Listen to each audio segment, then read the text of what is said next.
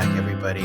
All right, so final day of Road to L&D 2023, and I'm so happy that this event, I mean, it's been incredibly successful according to the messages I've been receiving on LinkedIn and in email, and so I'm very excited about that. I think that producing a successful virtual event, it's not just like the speakers that do it, but it's also the attendees, because the chat has been absolutely incredible. Everybody has been helping each other.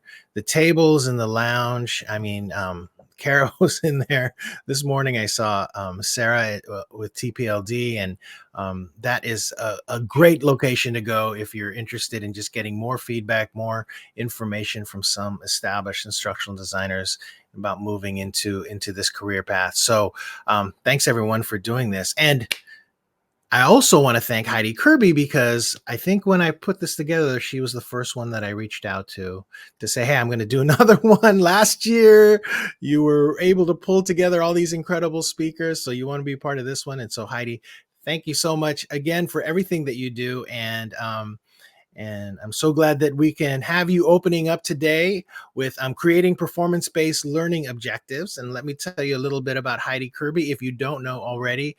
Heidi's based in Cleveland, Ohio. She's the co-founder of Useful Stuff, which provides resources for L&D professionals. Useful Stuff is a newsletter, right? And I don't know if you want to drop that a way to subscribe to that newsletter in chat. Yeah, Heidi, I sure will. I actually need to subscribe to that. I forgot. I need to do that. I should put that on my to-do list. Heidi's also customer education manager for a tech company and hosts the Block podcast, which is building, learning, and organizational culture podcast, and teaches podcasting at the University of Florida. Heidi got her start as a college professor, but has since worked as an instructional designer for NASA and as an L&D leader for SaaS and tech companies. And with that, I am going to go ahead and hide myself from the stage and let you take it away. Thanks, Heidi. Thanks. Hey, everyone. Happy Friday. I feel like I've earned this Friday. I almost had to use my work computer for this because my personal computer didn't want to work. But I sorted it and we are ready to roll. So today I want to just talk a little bit about learning objectives. And I want to talk about it from the perspective of our previous experience as educators, right? And how we all learn about blooms and we all know about blooms and some of the criticism that blooms gets in the corporate world, and then combining blooms with performance-based learning objective model that will help us just really get solid, comprehensive learning objectives for our projects. So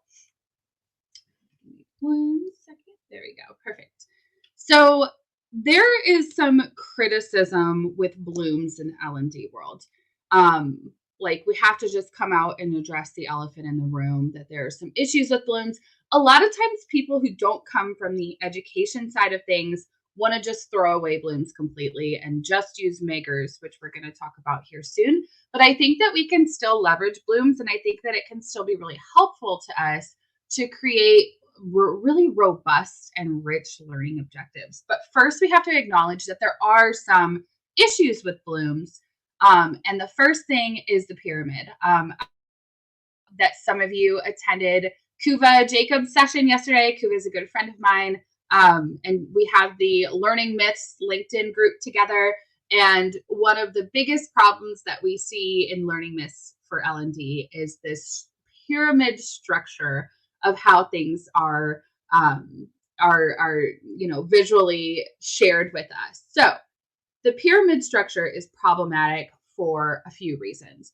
First of all, it suggests a hierarchy that Bloom never intended. So, it puts remembering at the bottom, and it kind of makes that seem less desirable, or, has a negative connotation with it, when really it just depends on the goal of the learning experience.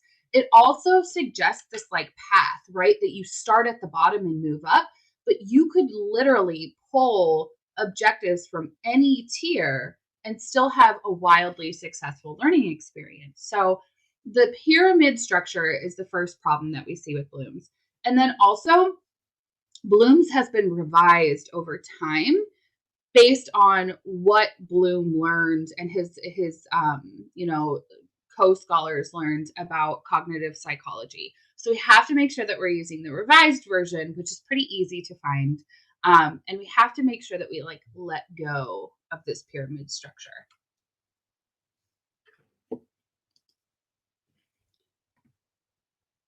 So how can we still use this, right? It still helps us to communicate objectives using the language of learning and performance.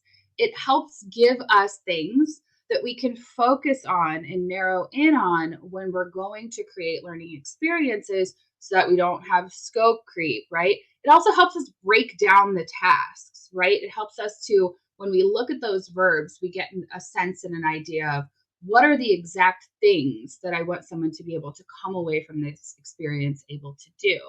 It also helps us make sure that we cover the full breadth of what we're trying to accomplish. So I mentioned, Bloom made this initially for assessment, and the cognitive domain was published 8 years before the affective domain and many more years before the psychomotor domain. So we're going to talk a little bit about the affective and psychomotor domains, but if you don't look at all three of those, you're kind of missing out on a lot. If you've never heard of the affective domain, I didn't hear about it until I was in corporate L&D, and I didn't hear of the psychomotor domain until I was well into my PhD program and just happened upon it by myself. So let's take a look first at the cognitive domain, which you will recognize. This is the one that was published first. So this is the one that we see most often. This is the one that appears in pyramids most often, but it's not the only piece of the puzzle. And I think a lot of times we kind of limit ourselves as to what we can do by only thinking about this one. I'm not going to read through this. I just wanted to show you so that you could go, oh yeah, I remember this. But we will talk a little bit more about the affective domain. So the affective domain is our emotional response to a learning experience, right? What we hope that the person will take away. Do we just want them to listen and be attentive to the experience? Do we want them to do some sort of participation after the experience or communicate with someone? Do we just want them to find value in what we've shared with them? Or do we want them to commit to a certain set of values and go ahead and perform based on that commitment to those values? And then the last one, characterization, is about showing that we've accepted those new values and that the behavior has consistently changed over time. So it's about how we respond to emotionally the learning experience and how that emotional response and valuing things changes our behavior. This is really great and really helpful for soft skills, DEI, things like that. And I think we really miss a lot when we don't have access to this or don't know that it exists. The other one is the psychomotor domain. So this is physically performing a task. So the way that I talk about this, there's verbs for preparing for the task, performing it, and identifying, like troubleshooting, right? And correcting based on troubleshooting. And if you don't know about the psychomotor domain and you're only using the cognitive domain, it's going to be really hard to create learning objectives around something like, building things, assembling things. If you have people at your organization network in a warehouse or a factory and they're physically making things, you're missing out if you don't know about this, right? Because let's imagine, we'll do like a really simple one. You're building a Lego house. If you only have access to the cognitive domain, how can you create effective learning objectives for building a Lego house? Let's say you have instructions. So we don't need to design the Lego house. I guess we could say we could create it, compose it, but we're really limited as to what we can do. Yeah, we're really limited to those synthesis verbs. But if we have the whole psychomotor domain open to us, we can say, okay, separate out the pieces, go ahead and assemble the different pieces based on the instructions. Then we can go back to the cognitive domain and say, apply the instructions to what you're building. But we really miss out when we don't realize all of these different domains that exist to help us create learning objectives. So this is what a lot of educators are already familiar with. This is what we already know. But what we're going to do next is we're going to add a new layer to it. And so Robert Mager has tons of great publications, books, articles on performance and focusing on organizational performance and aligning learning with organizational performance as well. So this is going to help us create organizational performance-based objectives that connect with organizational goals. So this method found by Mager is called the ABCD method, and it stands for audience. So who are our learners, right? If we just use Bloom's, we get like a very behavior-driven, task-driven set of objectives.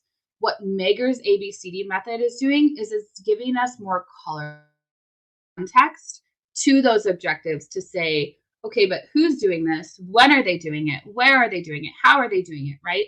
So we have to say, who are our learners? If we say we want them to be able to do X, Y, and Z, what is that? Who's them, right? Then we have the behavior piece that links pretty well with Bloom's. What do we want them to be able to do? We can give a pretty general statement when we're kind of thinking through this. And then we can go ahead and break that behavior down into those more task-specific things based on taking a look at those Bloom's verbs, right? Then we have the condition. So what are the circumstances where we want this to happen? So do we want someone to be able to load boxes onto a truck, but in 20-degree weather, right? That's different than loading boxes onto a truck in 100-degree weather, right?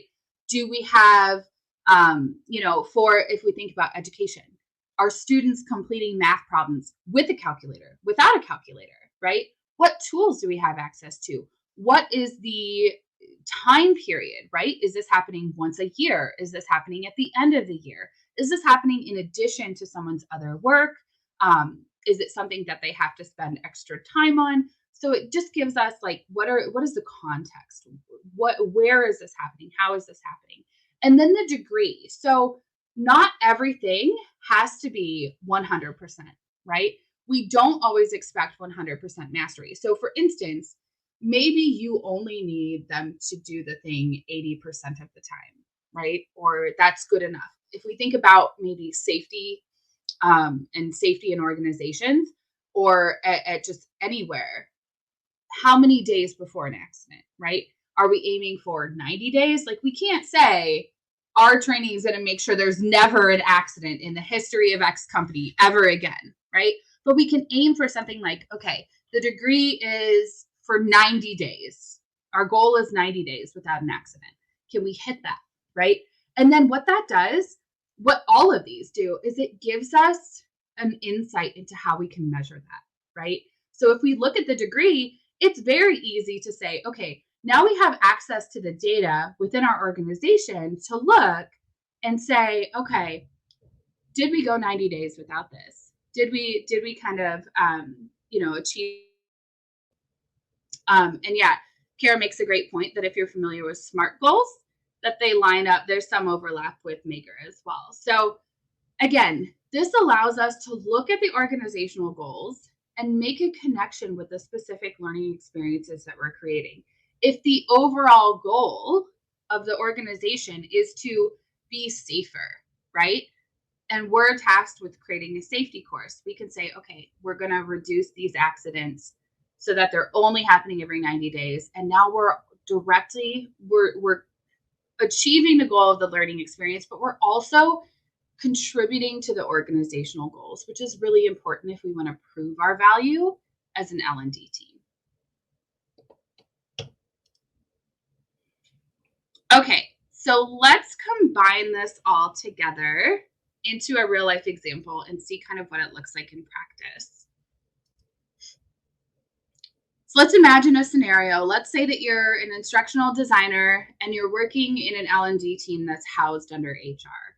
So the situation is that there's a new end of the year review process that managers and leaders have to do for their employees. They have to review their teams, they have to complete this review process, and they have to submit it electronically to the HR team. That's our goal. That's what we're training on, is this new process. So how do we go ahead and create objectives for this? Now, I know I started with blooms at the beginning of the presentation, but here we're going to start with the ABC method. I only started with blooms because it was familiar. But here we're going to start with kind of the bigger picture.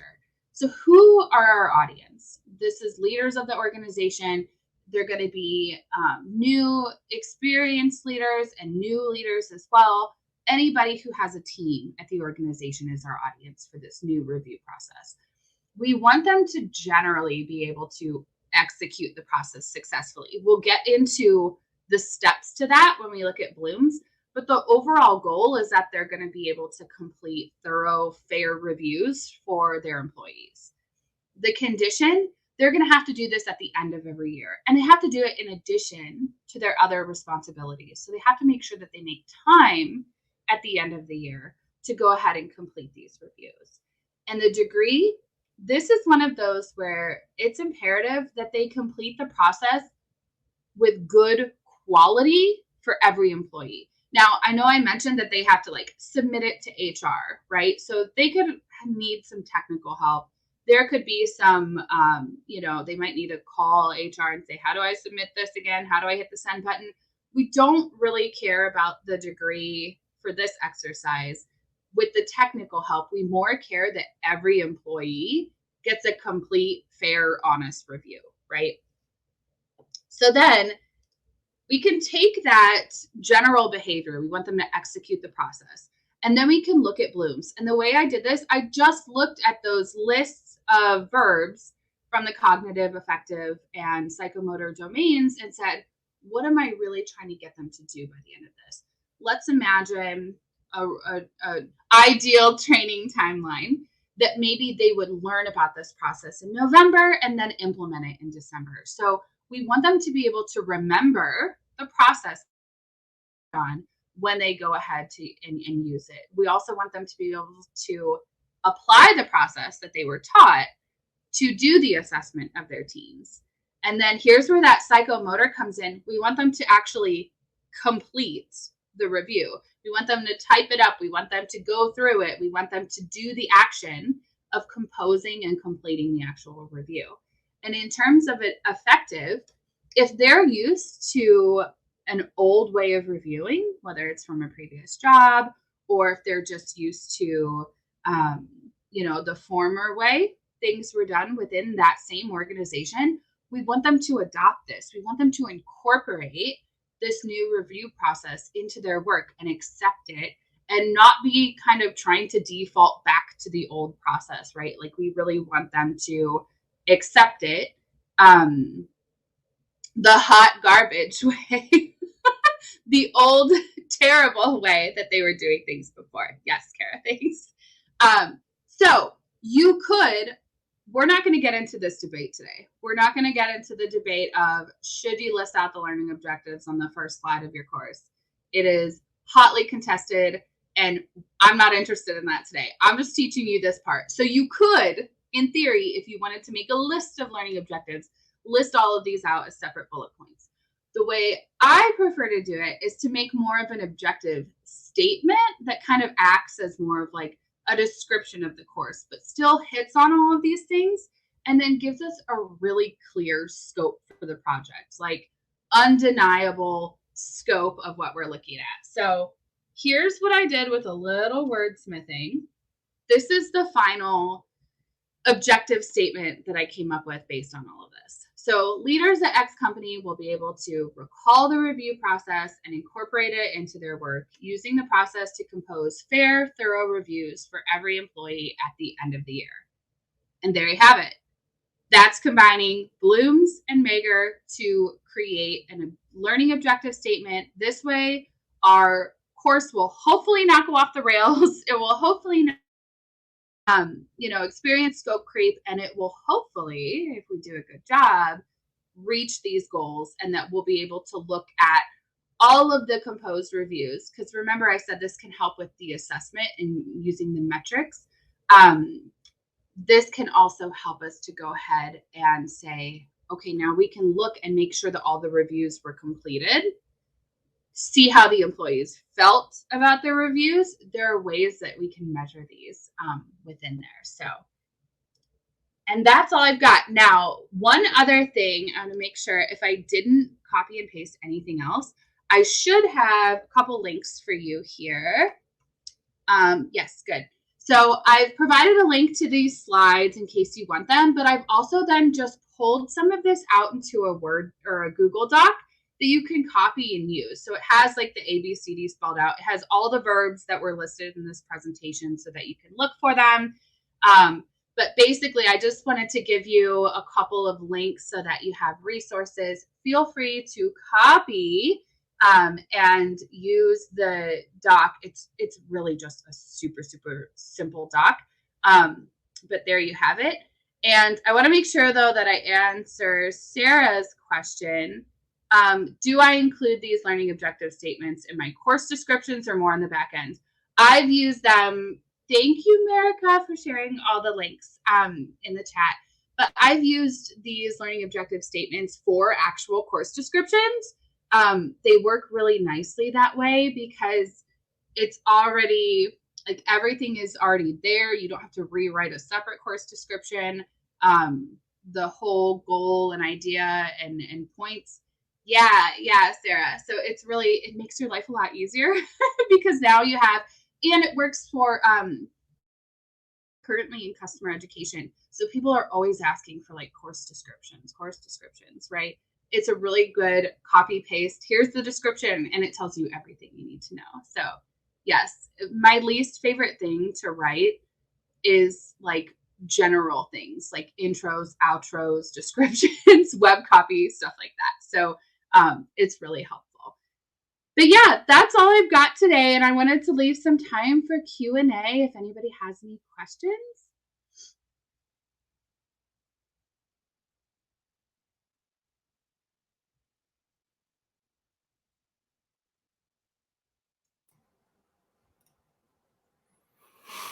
I'll help here, hopefully. Let's see if anyone has any questions. I didn't see any in chat as I was going through, but let's see. Oh, Debbie has a comment. Oh, sure. Debbie, I can also have you join us on stage if you wanted to do your comment on stage. That is a possibility as well. Otherwise, I'm trying to see if there's a follow-up there.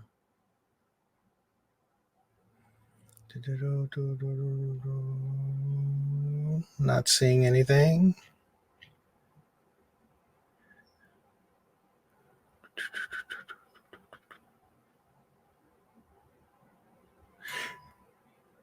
All right. Well, no questions, but good session. Yes. Thank you, Anne. Thank you. I appreciate it. Hey, Heidi, tell me a little bit more about your useful stuff newsletter. Yeah, so useful stuff is kind of just originally a side project brainchild between Matt Smith and I. We just kind of came together and decided that there weren't enough useful resources for L&D, that a lot of it was based on people trying to sell something or do something. And so it first started as my newsletter. So I had a very short-lived newsletter called the Learning Culture Club newsletter. You may or may not have seen it. I hated doing it. And so when I told Matt about it, he was like, well, let's just turn it into like this plan that we've had for useful stuff. Let's turn it into a newsletter. So it doesn't come out at a certain time. We only come out when we have something to talk about. So it usually comes out like once a month. But the website itself, getusefulstuff.com, I've been cranking out articles. I've been aiming for like 2 a week. We have a ton of articles on there. We have the recordings to go with the articles that are turned into a little mini podcast. And we've got something that we're both really proud of, that we're still building, very much in the build phase, but we're kind of building out loud. The L&D word project, where we've defined over 300 words for the L&D industry, including like peripheral words like that have to do with HR and the business and things like that. So we're eventually going to be offering courses. We're working right now on courses and cohort-based courses to help new and developing L&D professionals too. So Love it. yeah, Cool. All right, I'm going to follow up. There are some questions that did come in, so let me just go through awesome. this real quick. I Perfect. want to just show on stage Debbie's comment that she had. You can see I really appreciated the way in which you taught us how to create Thank performance you. objectives. I think just following up with that. Russell had one here. Love your example of a performance goal. Would it be helpful when applicable to include hard goals you can hit? Example, leaders will be able to complete X amount of reviews by EOY end of year. Absolutely. Absolutely. I think obviously, the more specific you can get, the better. I just know that in the real environment, you don't really get the leverage in the L&D department to make those specific calls, right? Like they're like, "Oh, well, just let that guy go. He's okay. Like he has a team of 12. We'll just let him do the last two in January." So you can absolutely include that if you are able to and supported to. So yeah, that would be like another degree thing, right? Like using the ABCD method. How many reviews do you need to complete, right? 100% of them, right? So Nice. yeah.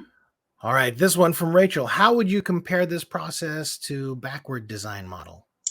um I'm honestly not super familiar with the backward design model, so I'm not entirely sure. I think that you still start with an outcome in mind, right? So you could still very easily connect that outcome to this whole process. Yeah. Nice. Okay, let's see. Let me go into the QA area. I see something in there. All right, Russell added that in there. Here's one from Christina. In interviews, did you ever get asked about Bloom or Maker? Never, not once. Not once. And I've been in a lot of interviews. So, yeah, typically no one is asking you to get that specific. Nice.